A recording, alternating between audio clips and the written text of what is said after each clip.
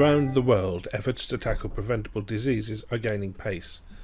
Life expectancy is increasing and health outlooks are improving for millions of children. But one preventable disease is proving more difficult to combat: malaria.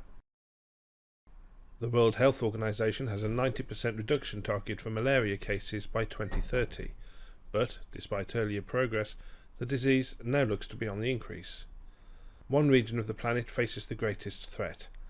9 in 10 malaria cases and deaths in 2016 are in the World Health Organization's Africa region. Well, malaria still remains, despite the efforts that have gone into it, it still remains one of the major killer disease for children under 5. So it is big, but we have seen a drop in the instances, and I think with all the effort, concerted effort, we hope and pray that we'll be able to eliminate it. Bishop David Njovu from Lusaka has spent the past few days with a handful of other Anglican bishops from Zambia, Zimbabwe and Namibia, meeting politicians, health experts and religious leaders in the US and the UK to discuss a cross-border anti-malaria programme.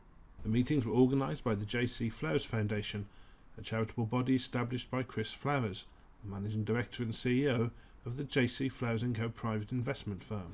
Susan Lassen, who is the chairman of our foundation, in 2004 was at Episcopal Relief and Development, and she introduced me to this idea. We paid a visit to Zambia in 2004 to learn more, and we visited a remote village many hours away from the city and spent the night there, and I learned 3 things from that.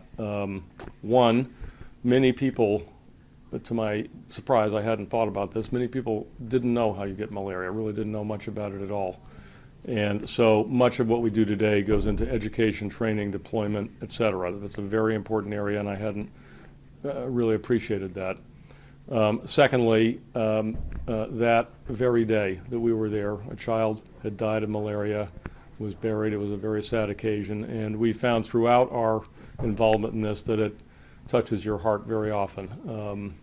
And third, in this remote place, the only organized institution at all was an Anglican church. There was an Anglican church, there was a respected, trusted pastor there, and we found that the Anglican church has been a essential, fantastic partner because they reach every nook and cranny, far and wide, and many other faith-based organizations too, often the only institution in a village.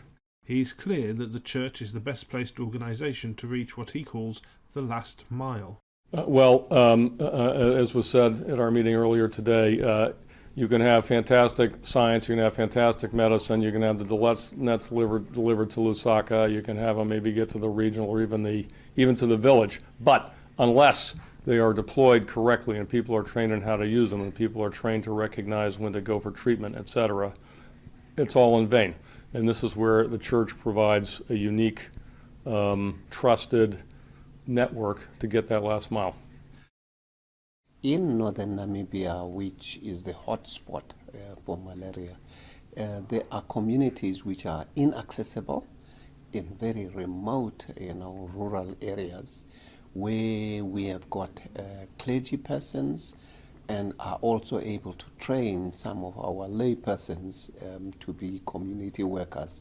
And therefore we are making both the testing and treatment and knowledge, teaching accessible to very remote areas. So we do, as a diocese and faith communities, what other organizations may not be able to do. The importance of this is that for us this is a biblical mandate. It's our mission which is based on Jesus as our model. Our mission is to save lives. Our mission is to restore the human dignity that people have lost as a result of infections such as malaria.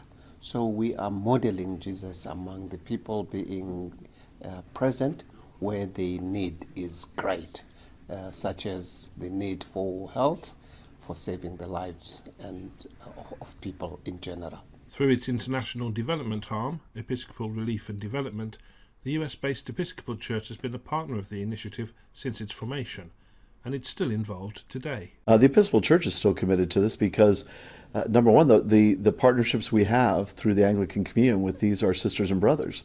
It's exciting to be able to partner on real life issues and to try to make a difference together. And again, I'd always say that we do better together than just on our own. But secondly, I also think that, again, there's something about this particular initiative, Malaria, and you may have already heard this, but this is doable.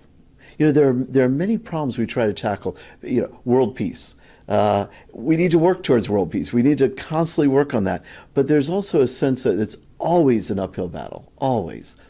In the case of malaria, this actually is a time when we have the possibility of seeing it eliminated. It actually can happen. And we've already seen it happen in several countries, including my own, as well as the UK. We're also seeing it in certain countries in Africa right now. We know that this is possible to see its elimination. So it's just a matter of, let's do it. How can we do it? How can we partner to make that happen? That, to me, makes this initiative very exciting, that we actually could see this in our lifetime. Our interviews with the bishops took place at the end of a roundtable discussion at Chatham House, the Royal Institute of International Affairs in London. It followed similar meetings at Lambeth Palace, the British Houses of Parliament, the US Congress and the United Nations.